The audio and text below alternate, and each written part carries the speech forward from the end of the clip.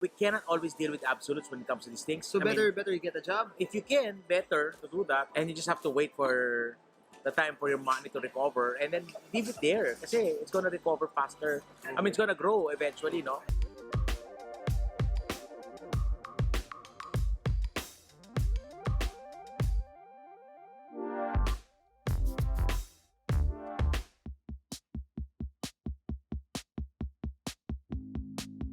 This video segment is sort of your ask us questions and then we answer. So this is a question that has been asked by one of my followers in Facebook. One of your adoring fans. No, I don't have followers, I only have family. Yeah. So, this person, 45 years old, OFW. Okay. He went home to the Philippines, brought home 10 million pesos last year. Then the market hit 9,000. So his first time to do mutual funds.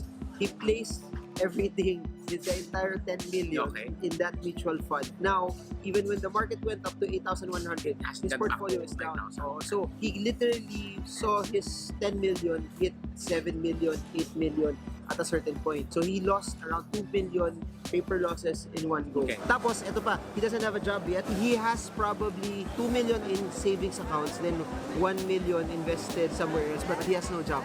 Okay. So kasi alam mo, at the end of the day, I hope that when he invested it, he understood how it works. And second, did he invest according to itong objective niya? Like for instance, in 45, maybe his reason for investing is to provide for his retirement in 10, 15 years. And then you can wait. Pero if that's not the case, your objective is shorter term, then maybe that's a problem now. To add context, if I remember the message, what he said was, he thought 10 million was a good amount already, that when invested, it can take care of his day-to-day needs already. He got it out from some friends that if that 10 million earns 20% per year, it's 2 million pesos already, that okay na siya doon. Okay. So more than enough na. So obviously, he made a wrong call. Okay. Okay, it's an obviously wrong call. Kasi kung gusto mo ng ganung type, you would have been better off buying bonds, di ba? That generates a certain amount. Pero una, hindi ganun kalaki. I mean, the fact that you expect a 20% return year in, year out is already improbable. I mean, yeah, the markets can go more than 20%. Kasi it was exciting at 9,000 nun. It cannot go, but it cannot go every year like that. Okay. Ano ba yung nilagay mo na amount? Kasi there's certain investments, Marvin, that are really good for capital appreciation, not for income. So you have to know, are you investing for income or are you investing for capital appreciation? So he was looking for income, pero he put it in the placed wrong instrument.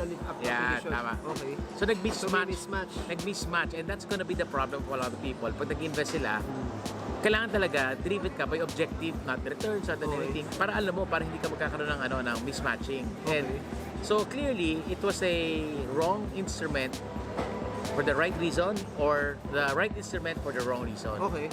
So, eto na. While that's happening, I have two questions from that. Ngayon, for him, what should he do now? Should he just sell it and transfer it to bonds na lang para at least he gets income, or he just waste it out and then get a job na lang? If you wanna recover the losses, you wanna be able to redeem it and invest it in instruments that can recover it faster. But that also means there's more risk. Okay. So he removes it? I mean, kung gusto mo mag-recover faster, but again, that's medyo mas risky pa yun lalo. Oh, kasi so you can actually wait and then, kasi ang hirap i-recover nun as a 20% down dip. I don't have a doubt that it's gonna go back to 9,000. But then the issue is when. I mean, at least most of us don't think it's gonna happen this year. I mean, it might, but most probably it won't. Okay. This year, it's gonna be a giveaway for you. So, hindi mo pa marirecover yan. So, make savings pa naman siya, gamitin na lang niya muna yun? Or should he just use that money for business so that may cash flow siya? Again, depende kasi business mo ba kumikita. So, ang dami yan. We cannot always deal with absolutes when it comes to these things. So, better you get a job? If you can, better to do that. And you just have to wait for the time for your money to recover and then leave it there kasi it's gonna recover faster. I mean, it's gonna grow eventually, no? Na-timingan lang that he went at the up market and then he had a short-term perspective and the wrong idea pala on how it works. Okay. So, ang importante, financial planning talaga. Advantage niya though, wala siyang utang Yun ang so, advantage. at least, walang friend. Although meron siyang requirement to live, no? So, feeling ko better take a job na lang kasi 45 lang naman siya or you know, be a consultant. Feeling ko better try to earn muna. Until, Yeah. Pero, yun pa rin, when it solve the problem ng pag-recover, ano gagawin sa pera niya? Yun din. Babalik pa rin. The advice is, pag hit ng 10,000, remove it, bring it into something that will give him cash flow. Yung ano yung objective niya. Looks like it naman Pwedeng property, Looks like it. di ba? Na may rental na mas stable. Although yung return hindi ganun kalaki. Kasi laki din ang requirement niya, no? Is thinking of 20% return, and magkakaproblema ka talaga if you start looking for instruments that will give you consistent 20%. Very risky, there's a probability of capital loss pag sa ganyan. Kasi like real estate returns, hindi ka na mabibigyan ng ganun kalaki. Okay. Bonds, hindi ka na mabibigyan ng ganun kalaki. Sino na magbibigay siya ng 20%? Very risky instrument. You're still gonna have the same problem.